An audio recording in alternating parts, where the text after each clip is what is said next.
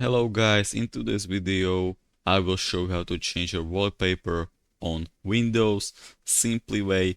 So just find your picture that you want to have on wallpaper.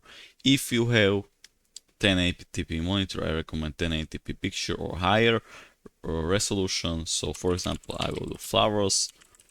Always I recommend to type wallpaper PC. I will choose maybe this image and I will just simply save it and just simply get it here. So here I have my image, just right click on it and now go to show more options, and here just simply set as desktop background, and that's it. I hope you enjoyed this video and I will show you something crazier in the next video, so give it a thumbs up and subscribe for more content. Peace.